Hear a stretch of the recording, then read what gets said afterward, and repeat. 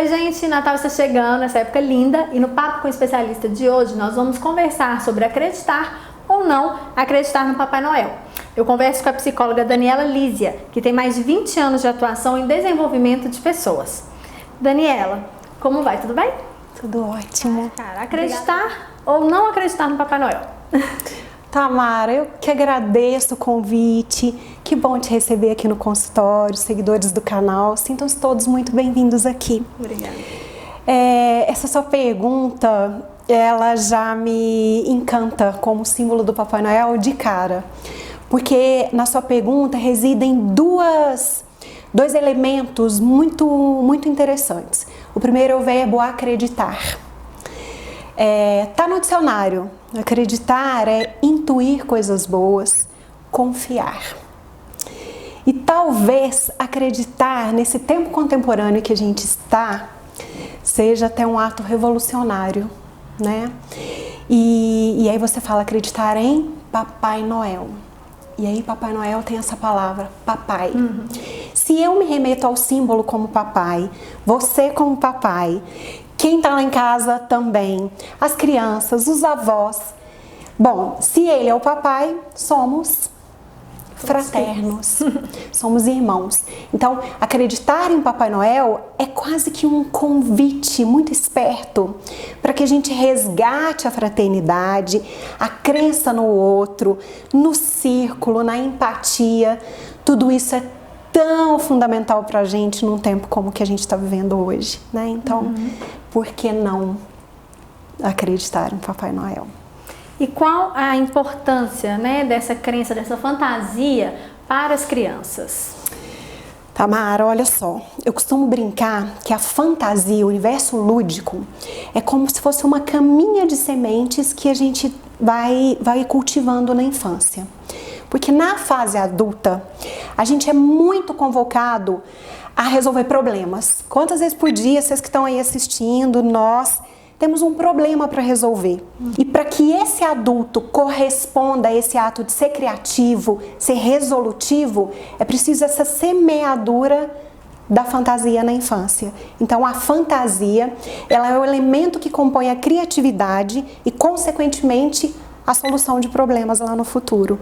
Então é fundamental o processo criativo para construir uma infância cheia de repertório para que sejamos adultos resolutivos quando a gente for convocado. E cabe aos pais decidirem se a criança acredita ou não acredita? E cabe a eles induzirem isso ou deixar naturalmente?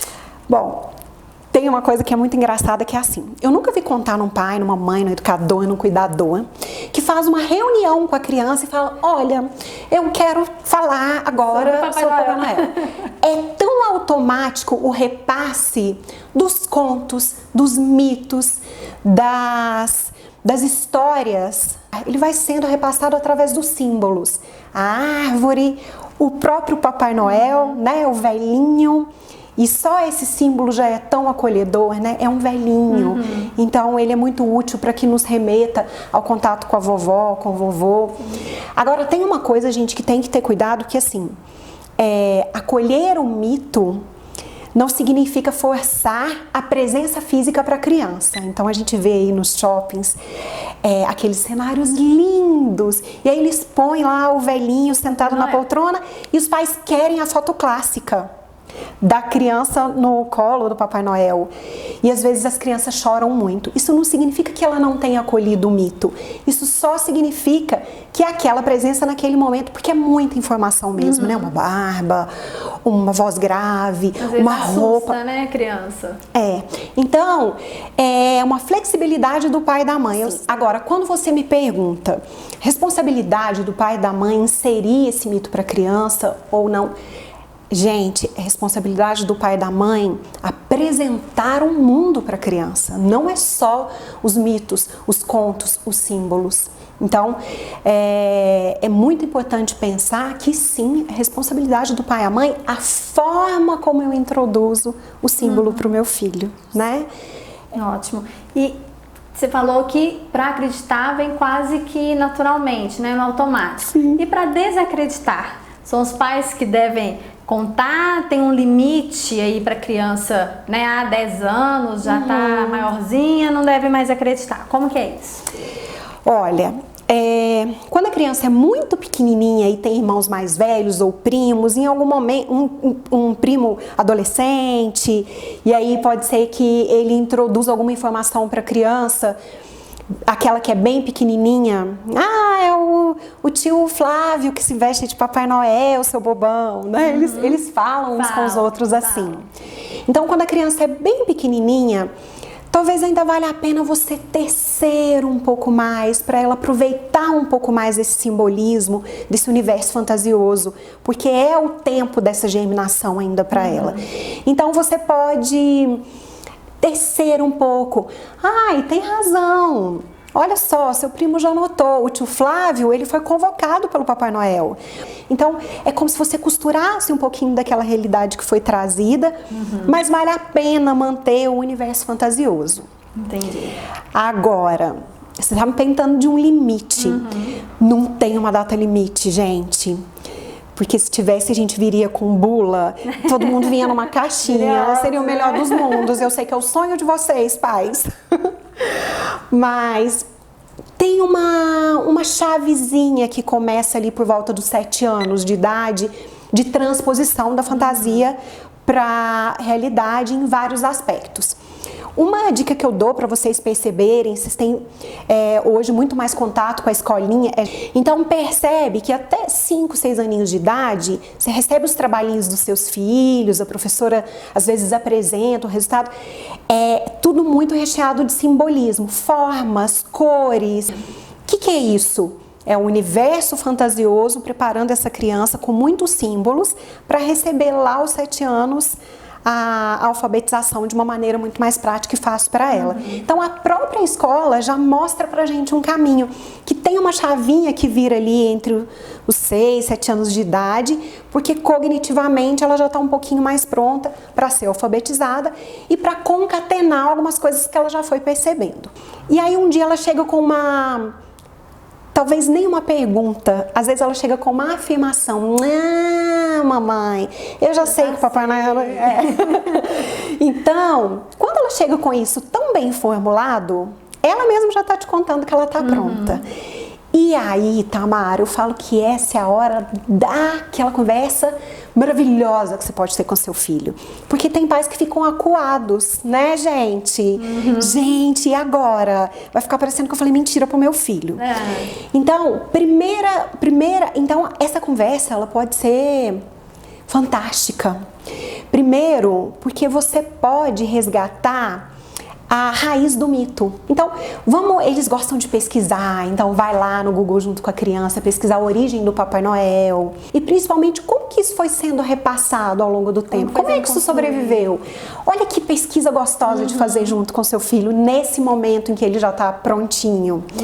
Um outro aspecto é trazer para a criança a simbologia mística mesmo. O Papai Noel é um símbolo trazido por algumas religiões, cada uma de uma forma. Então, se essa família tem uma crença, talvez seja a hora de mostrar para ela o significado, né? Tem as famílias católicas, por exemplo. Então, o Papai Noel é um gancho para falar do Papai do Céu, né? Então, vamos falar um pouco do que isso significa, esse rito que acontece na nossa família, só que pelo viés da crença que a família quer passar para a criança. Um outro viés muito bacana na hora dessa conversa é que essa criança mais velha pode ser que tenha um pequenininho. Sim. E aí é uma coisa muito legal convocá-lo, mostrar para ele que ele está nesse degrauzinho acima da maturidade, da cognição. Então, convidar ele para manter a fantasia para os irmãozinhos e para os primos. E aí é legal que a criança começa a dar ideia, sabe? E no caso, quando a criança é maiorzinha, mas ela ainda não chegou no nível de desacreditar, ela ainda acredita e tal, os demais coleguinhas já não acreditam e tudo. E aí, por exemplo, chegou em casa chateada, o fulano falou que não existe Papai Noel, mas eu sei que existe, mamãe, não sei o quê. Deixa continuar acreditando? Nesse caso, quando ela já é maiorzinha, antes de responder, escuta mais. Aí eu vou ensinar 2 truques pra vocês, tá? faz essas conversas serem recheadas de o que e de como. Que são dois inícios para perguntas que vão incentivar seu filho a conversar. Mas como é que foi isso? Ah, porque hoje na escola não sei o quê. Mas o que é que o seu... Como que foi? O que e o como? Deixa ele contar. Porque muitas vezes no relato dele tá a resposta. Ah, meu filho, então é isso mesmo. Deixa ele trazer para você. Porque às vezes o como que ele acredita é a garantia de que é isso mesmo. Ele só quer uma confirmação. E a ideia de que a criança tem que se comportar para ganhar o presente do bom velhinho no fim do ano? É legal essa ideia ou é uma chantagem dos pais? Como que você vê isso? Não é legal, gente, por favorzinho. Porque vamos partir do princípio que todos nós, os que são pais, os que são educadores, nós, aqui no âmbito clínico, o que todos nós queremos são educar e trazer para o mundo que essas crianças sejam sujeitos autônomos. Então, para isso, quanto mais elementos fortalecedores de verdade, do bom, do justo, do verdadeiro, é com essas peças que a gente tem que jogar com a criança. Então, quando os pais, olha, se você for um bom menino, não faz isso, senão eu vou contar pro Papai Noel. Aí você está transformando o Papai Noel num bicho papão, né? Então, é um jogo de valor que não... O que eu estou ensinando para minha criança fazendo isso? Essa é uma pergunta que os pais sempre podem se fazer quando surge uma dúvida. O que eu estou inserindo como elemento de formação para essa criança agindo dessa forma? Nesse caso específico, nós estamos falando de negociação, que é uma coisa que a gente vai usar para o resto da vida. E ela está aprendendo desde a tenra infância na forma como os pais negociam com ela. Para ser uma relação, uma negociação ganha-ganha, basicamente 4 cartas têm que estar na mesa, tá? Isso vale para vocês, papais e mamães, quando estiverem aí discutindo algumas questões. Pega a dica.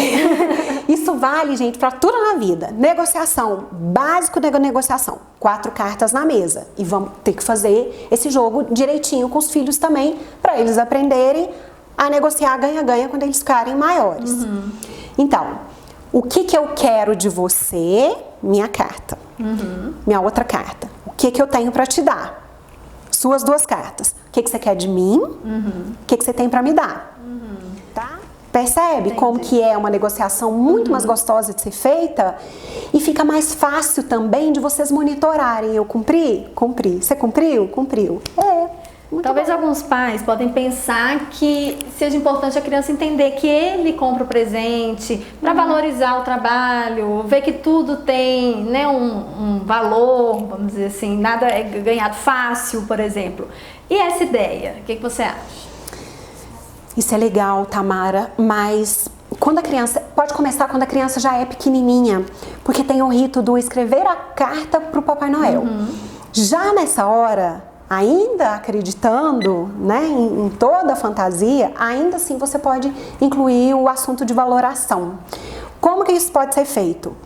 Então, vamos escrever uma carta. Não sabemos como é que tá o Papai Noel esse ano, né, gente, de bolso. Então vamos pensar aqui juntos 3 opções, 5 opções de presentes com preços variados. Todos eles vão te fazer feliz, mas deixa o Papai Noel escolher o que ele tá podendo esse ano, porque é muita criança, aumenta todo ano criança. Quer ver outra alternativa legal? Vamos desafiar o Papai Noel esse ano, porque já pensou? Ele traz muita coisa comprada na loja. E se a gente propusesse pro Papai Noel fazer uma coisa com as mãozinhas dele para você? De repente você tá inserindo na alimentação da criança saladas, por exemplo. Será que o Papai Noel não sabe plantar uns temperinhos? Vamos pedir uma hortinha, uns vasinhos pro Papai Noel? Uma outra coisa, Tamara, em relação a essa questão de valoração é assim, ó. Já percebemos que na época do Natal, na época do aniversário, as datas lá específicas, que você ganha alguns presentes, não é verdade? Tem roupa, tem brinquedo. Então, ter o ritual de sempre, um mês antes, a gente visitar o guarda-roupas. Que roupa não tá me servindo mais? Que roupa eu não tô vestindo? Que brinquedo eu não... Que já não estou usando. Porque ensinar ela a pensar que se vai chegar alguma coisa, que tal eu separar algumas coisas para algumas crianças? E tem uma outra coisa que é muito legal de propor na cartinha, que é assim, às vezes tem uma menina que gosta muito de uma boneca, essa boneca tá rabiscada, o cabelo da boneca às vezes vai ficando. E se a gente mandasse sei lá o nome da boneca, né? A Juju da minha filha. E se a gente mandasse, pedisse pro Papai Noel, quem sabe a gente pode mandar a Juju pro Papai Noel e ele levar a Juju pra loja pra comprar uma roupa nova, pro salão pra arrumar o cabelo da Juju, e ele traz a Juju no dia do Natal, novinha. Gostei dessa ideia. Então, e principalmente, Tamara, é uma hora de conversar sobre esperar. Nesse momento, não. Sabe? Mas vamos esperar para ver o que acontece durante o ano. Né? Porque às vezes os pais não estão programados para dar esse presente no Natal, mas o aniversário é lá em julho, é lá em agosto e a gente vai conseguir se organizar para comprar. Bom, Daniela, obrigada mais uma vez pela sua participação aqui no Menina Brava. E eu queria, para finalizar, que você deixasse uma mensagem de Natal para os pais que nos assistem e também para as crianças. Bom, Tamara, eu costumo dizer que, assim, pra gente, adultos, quando a gente olha pro céu, nem sempre a gente vê Papai Noel. Aliás, quantos de nós não tem nem olhado pro céu, né? E a magia da fantasia, ela tá justamente em pequeninhos momentos da realidade, mas que são um refúgio pra gente que vive num mundo que nos consome tanto, né? Então é o abrir a janela para ver um pedacinho do céu, é plantar para colher, é um abraço, é um sorriso que às vezes a gente deixa de usufruir porque a gente tem pressa.